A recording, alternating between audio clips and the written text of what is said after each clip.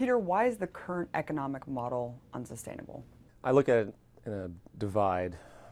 You have environmental sustainability and you have cultural sustainability. Environmental sustainability is very much recognized today. Everyone is talking about the need to not destroy biodiversity, to be sustainable within the resource consumption use.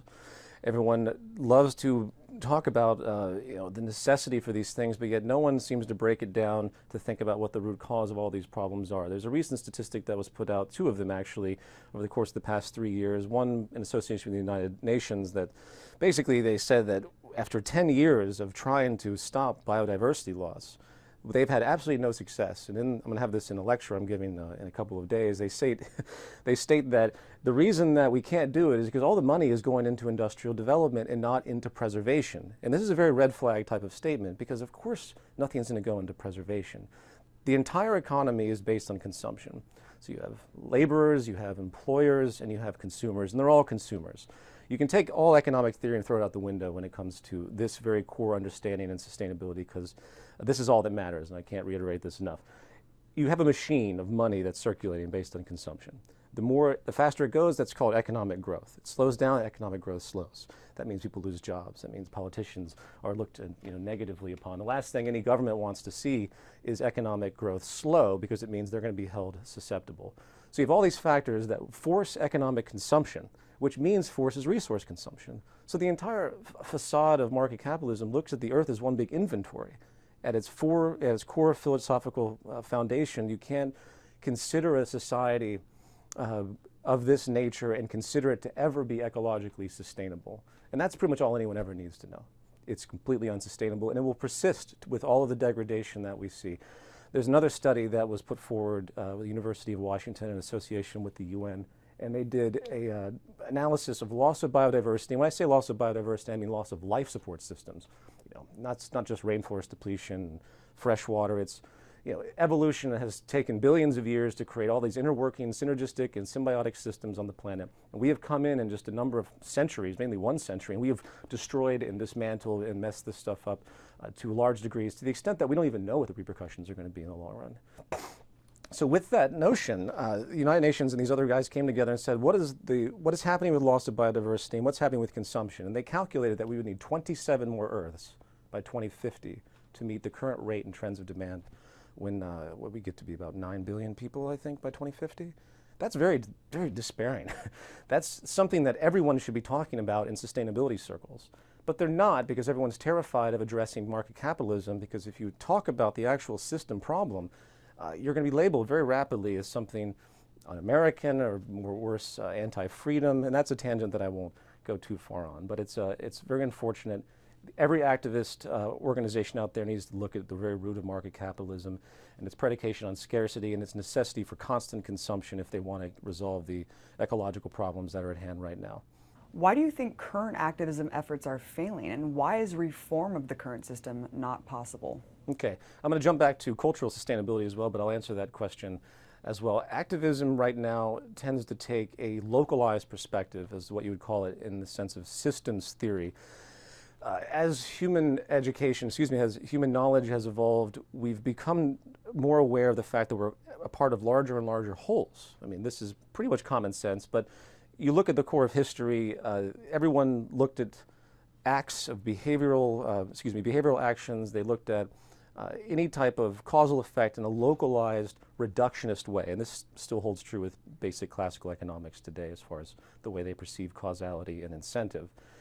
And what that does is it removes everything that has a factor of influence and pressure. So if you take, say, Greenpeace, they are very diligent about stopping corporate corruption as they would perceive it, say, fishermen that go in and illegally overfish. But why are the fishermen overfishing? Is there maybe a market reason for that? Is there maybe a profit reason? Is there maybe a survival reason of why these people are doing that? That doesn't come into the equation. So the economic structure, which is the most dominant force of everything that we do in our society, is more or less ignored in its pressures amongst the entire spectrum of activism. Look at behavioral violence and, say, just crime in general. Someone goes and shoots somebody in an airport recently in Los Angeles, and we say, boom, that guy just must be messed up, corrupt criminal. Let's remove him. Let's get rid of that mentality. They'll say something like that in our traditional legal reference. but we have no idea what happened to that individual, what the pressures that have emerged around him to create that. Violence is a process. It's not a singular act. It never has been. And that's, again, it's kind of narrow, reductionist, localized view of behavioral causality that we see. So activism is going to have to start thinking about the system reference. You can't look at the social system we have today, you can't look at economics or market capitalism specifically in the context of today in a reductionist view. You have to take a statistically broad view of what's actually happening, and then you'll get actually a clear picture. Otherwise, you're just going to keep chasing little nuances that don't lead anywhere. And that I could say a lot more about that. I mean, there's a whole subculture of people in the libertarian philosophy that see, they've created this boogeyman called the state. So they think, you know, if we just free the market and we don't have coercive policies, and they talk about, of course, moral principles, which is usually a waste of time. The non-aggression principle is something that comes up. Well, that's great, you know, thou shalt not kill either, but that doesn't seem to have done a whole lot just to tell people not to do that. There has to be a system reference. You can't have any behavior in a system that isn't reinforced by the system. You know what I mean? You can't have if it's not structurally reinforced, it doesn't matter what your moral codes are, people are going to continue to deviate towards what is working. And corruption and abuse and exploitation is what works in this model because it's based on that fundamental predication when you really break it down because of its underlying basis in scarcity, and I can't emphasize that enough.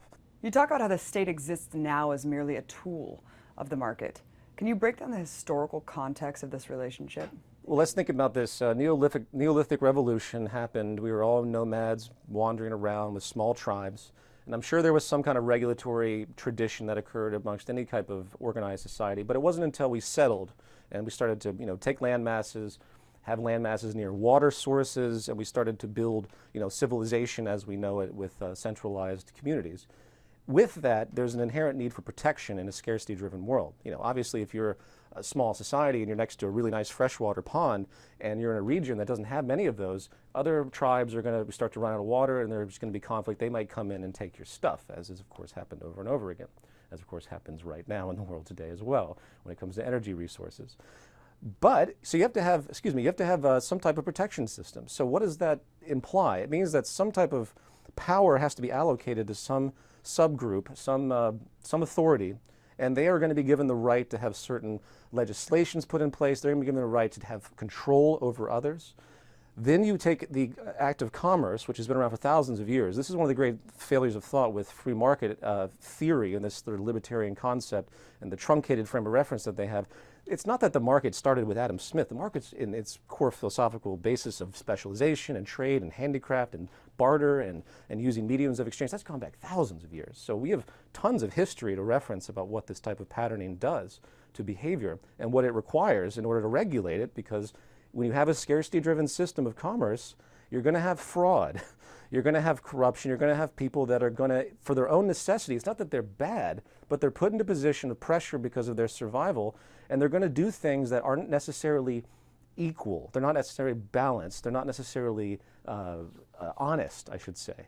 And with that inherent quality, you need regulation.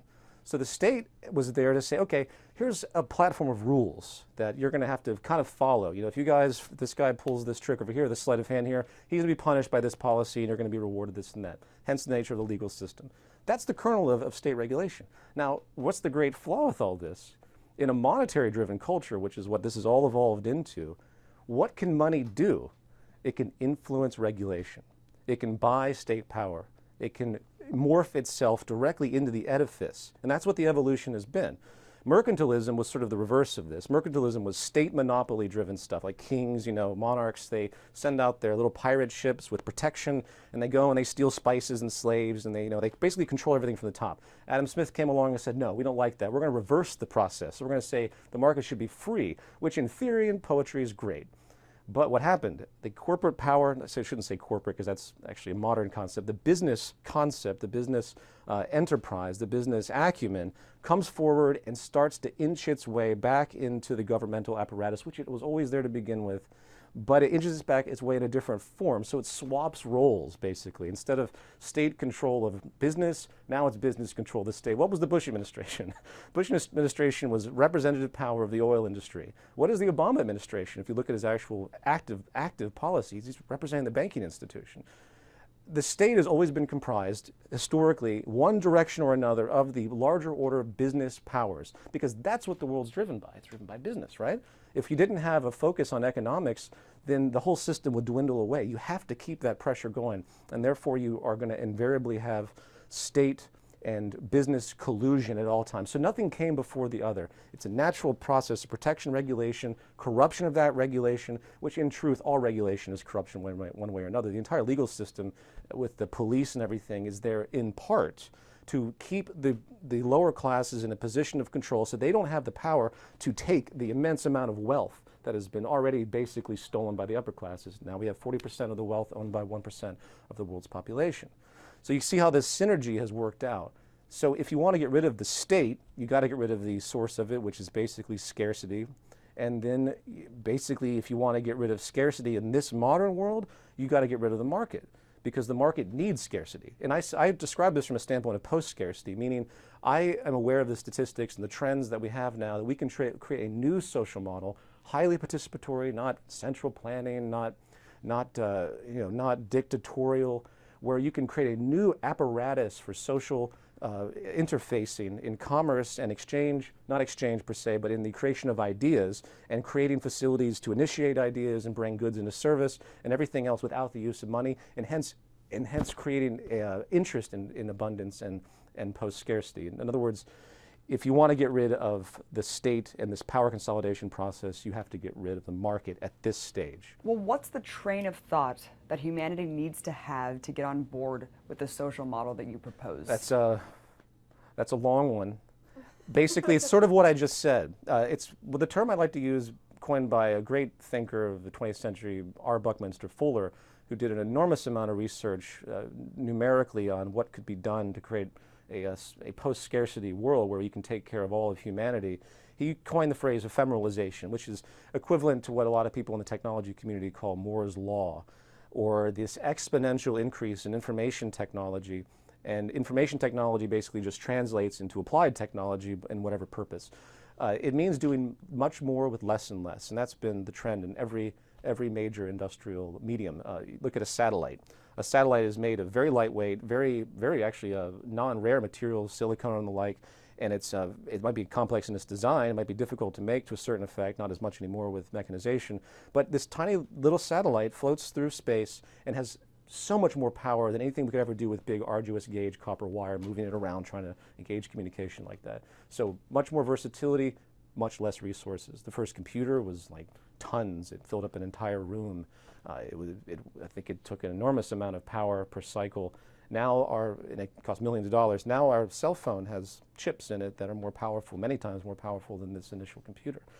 This is the ongoing trend, and it's something that needs to be pushed forward. We need to push forward with this process instead of using, again, the market, which wants scarcity, which needs inefficiency. I can't emphasize that enough.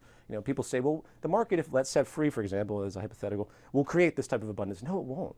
If we actually didn't go a month without buying something, the whole economy would collapse. You have to have this constant turnover. So the pressure works against abundance and scarcity, which means it continues to perpetuate inequality as well, which is something I want to mention in this conversation regarding structural violence before we end. So I'll leave it at that for now. We can do more and more with less, but we have to actually engineer our society to facilitate that, to actually facilitate the interest to create an abundance, which is the exact opposite of what our system does right now. Elaborate more on the concept of structural violence. And that brings us back to the first question, which I call cultural sustainability, or the fact that our modern market economics, the economic system we have today, is culturally unsustainable because it perpetuates inequality by its very design. It's inherent and built in. To explain that, all you have to really do is think about the fundamental kind of predicated incentive structure. Again, you start with scarcity, and then you see that in a scarcity-based driven worldview, narrow self-interest will prevail. And that's nothing obscure. Adam Smith, in his epic Wealth of Nations, talks about self-interest constantly as a virtue. Fair enough. But if you have a self-interested worldview in a scarcity-driven society, you're going to lead to competitive behavior. Competitive behavior will always amalgamate in power consolidation, like the state, or how the Federal Reserve works, or how the FDA has grown to work. Again, massive collusion working for self-interest for small, isolated people. And that's just what the market is. I don't look at the Federal Reserve as some anomaly. I look at it exactly as what we would expect from this type of society. So if you have these pockets of consolidation, if you have this constant interest in competitive advantage, you're going to have constant wealth imbalance as an absolute mathematical result. You can talk about class war, which is an old term that's been used, in socialist rhetoric.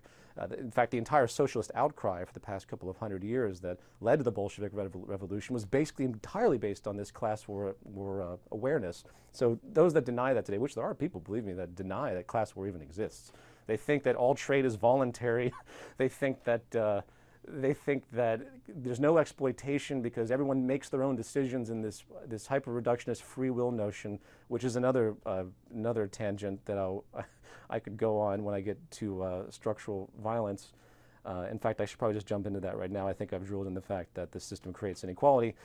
If you have inequality, you're going to have conflict, and you're also going to have this new phenomenon that hasn't been recognized in the past, and that's called psychosocial stress. And that's this relationship that, for example, I'll give you an example, there's absolute deprivation and relative deprivation. We don't understand what absolute deprivation means. It's obviously, if you're poor, you don't get your needs met, and you don't eat well, you might be susceptible to very toxic environments from your living conditions, etc. We understand that.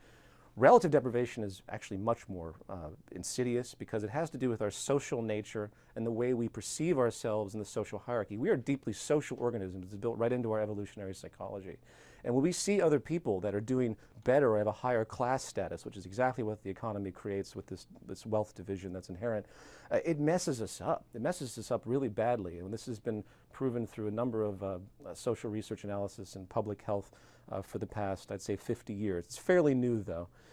And if you're, say for example, and I'll bring this to the class war concept. If I put a gun to someone's head and shoot somebody, it's an act of violence. Say they're 50 years old and the life expectancy is 84. That means 34 years have been taken from them in a broad, theoretical sense. However, if I take another person and I stick them in a poverty-stricken environment and they develop heart disease, which has been known to have an absolute direct link statistically to low socioeconomic status, which isn't actually absolute. It's actually these measurements have been done where if you're just in the existence of low socioeconomic status, absolute deprivation aside, the relative deprivation, the stress of that, the way you think about yourself has incredibly inhibiting effects on the way your body and your mind works. And you will develop high stress levels, you will develop cardiac problems, you'll develop heart disease problems very predictably in certain cases. And what if that person that has that heart disease dies at the age of 50 again, when they could have lived possibly to 84? Because they are in a position of poverty and low socioeconomic status, meaning, of course, that they don't have to be there. And this is the argument of the movement. There's no reason for anyone to be in poverty. There's no reason to have these massive wealth gaps. This is a traditional overflow. If it's not necessary, if it can be, it's like someone who's dying on the street of dehydration. You hold a bottle of water over their head. Is the fact that you don't give them that water, even though it has nothing to do with you, if you have plenty of access to water, is that an act of violence? Yes, it is. It's like someone polluting a pool of water, a water supply, and it goes in 15 years later, it goes to the town, and people get cancer. They don't know why they've gotten the cancer because they don't know the causality. But is that an act of violence if you did that? Of course it is. This is structural violence. And structural violence in the broad scheme, which has been through public health research, has killed more people than every dictator combined. It's killed more people than every war combined in the past 200 years since these studies became evident. Gandhi knew this immediately. He said, poverty is the worst form of violence. It's a great intuition. Martin Luther King talked about this all the time. Before his death, all he wanted to see was equal income. He said, let's stabilize. This is economic bigotry, basically. Economic bigotry built right into the social system because of market capitalism's inherent propensity to create inequality, which people love it if you believe in social Darwinism, because everyone walks around reinforced to think that they're better than everyone else because of all their property and status. It is one of the most caustic things you can possibly do to a society, is to generate inequality when it comes to public health. How can you get people past this blind spot and thinking that these unfortunate instances are just inevitable? I hope I explained fairly well that the scarcity-driven worldview, coupled with narrow self-interest, which always gravitates towards competitive advantage, will always push that forward. Every act of commerce is an act of competition in some way. If you take a job, I want to get the highest possible rate from my employer.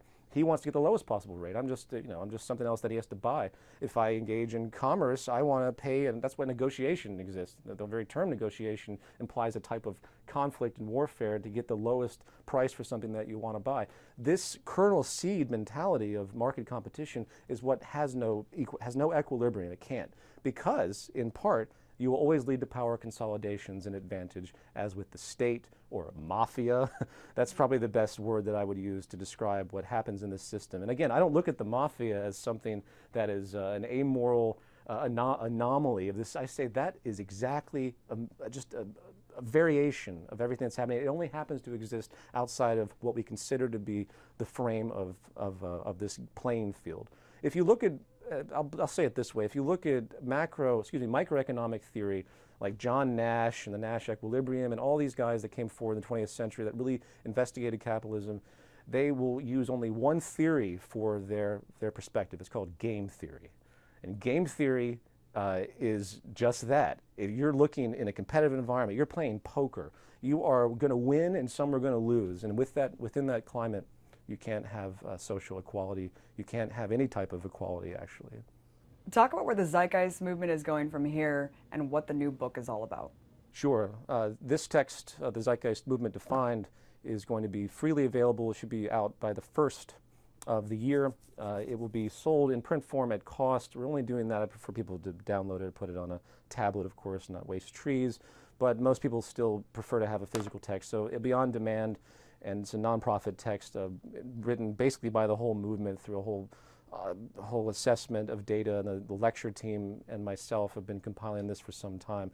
This will be hopefully a definitive reference guide for those that want to know about what the movement's doing, because there's a lot of people have very confused notions about what we're actually doing. It's a deep learning curve. So we're hoping that this will actually help a lot. It's taken years in the making to put this together. And I'm on my way to Berlin, as you mentioned, to give a lecture, but to give a talk on calculation in a new economic post-scarcity participatory economic model, which is what this is. And I don't want to delve into that because it's an enormous conversation, but what I will say is that there is a way, through modern technical means, to refocus society towards an abundance-producing interest, an incentive towards an abundance, to meet human needs directly, to get rid of social inequality, to make sure no one doesn't have a high quality of life in sustainability with the world around them, because that's the equation. Not, to aspire to a 500-room mansion with 2 jets parked in the front lawn, with the half of the continent of Africa as your backyard, isn't just some gratuitous act of greed, materialism. It's actually an act of violence. And it's time we realize that this has to be a shared planet. We can't have this ethic that we're just going to overrun people because we want the freedom to do so. And it's also going to show, and this is my biggest point, that when you have a social model that reinforces social and ecological interest, everything will change, and that's what our system doesn't do. In other words, self-interest, that driving little thing that we all have, and obviously when we're backed into a corner, we'll always predominantly be self-interested, built right into our evolutionary psychology. We're no good to anybody if we can't survive ourselves and maintain a decent living and the like. That will be combined explicitly with social interest. Every act of engagement in this new model benefits everyone.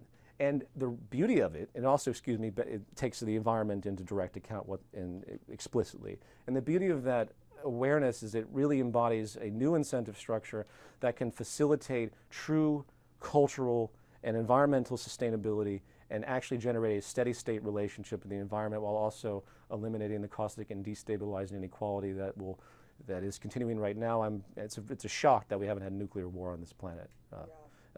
It's a shock that I'm not surprised anytime I see someone pull out a gun and just walk into some random building and shoot people. None of this stuff surprises me because the system is so caustic. It's so, there's a sickness bred into it that we have just accepted as normality. We already have mass starvation on this planet unnecessarily.